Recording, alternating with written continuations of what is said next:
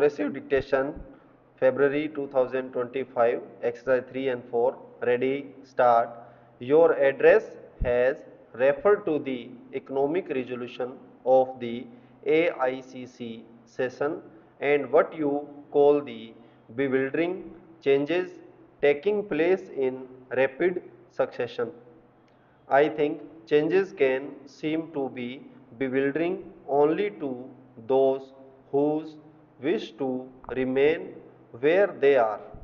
Those who wish to go ahead see the changes as part of the changes which are coming about in the entire world.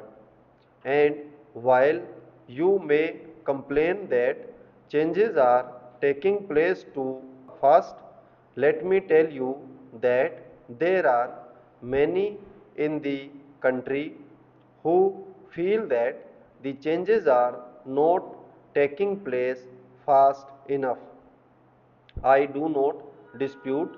In fact, I have said to many times that the private sector has made a substantial contribution in bringing about rapid industrialization and in broadening and diversifying the industrial base of our economy.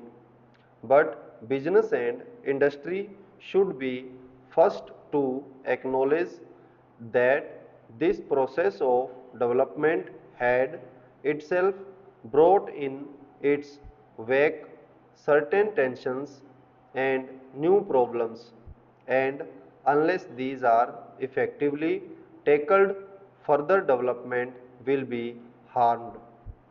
Our new economic and social policy resolution only seeks to identify the basic causes of tensions and earnest and to remove them. I welcome your statement that the business community is aware of its obligations.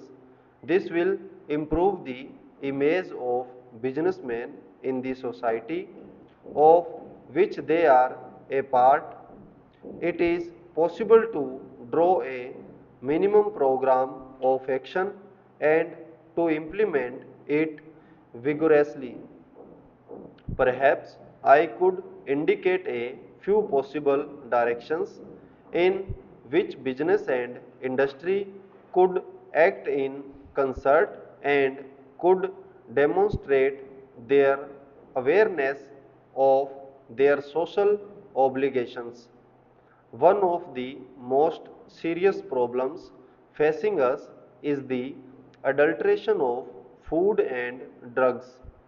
It is a widespread evil which cannot be put down by government action alone. Enlightened sections of the business community could mount a campaign against this evil which not only deprives the consumer of the value of his money but in many cases poses a positive health hazard. Nothing damages the public image of the business community in India so much as this unethical practice. Another social evil is rather a complex of social evils. It is what is termed as luxurious consumption. This is undesirable by itself because it dissipates the savings of the community into unproductive channels. It is both the cause and the effect of other anti-social practices such as tax evasion and tax avoidance. In Mumbai, you have certain specific problems. I refer to one problem which is mentioned to me by every single foreign tourist who come to Mumbai. This is the entrance to the city. Now, this is something which I have mentioned to the Chief Minister on every drive into the city and at practically every public forum where I have spoken. And I think this is a matter which the citizens of Mumbai should take up on a large scale, whether it is the women's organizations, whether it is the business community or anybody else. I think that if everybody acts together, it can be tackled. It is not a very large area, and I do not think that finances alone stand in the way. It is not only the image of Mumbai which is suffering, but Mumbai being one of the important gateways of India. It is the image of India which suffers thereby. You have, Mr. President, mentioned in your address the present policy of the government, which is to encourage new entrepreneurship and talent. But what have businessmen done to identify and promote such talent of which there is no dearth in the country? The bigger business and industrial establishments, by trying to foreclose profitable lines of business and sometimes by seeking to produce everything under the same roof or in allied establishments, succeed in keeping out new talent from entering the business field.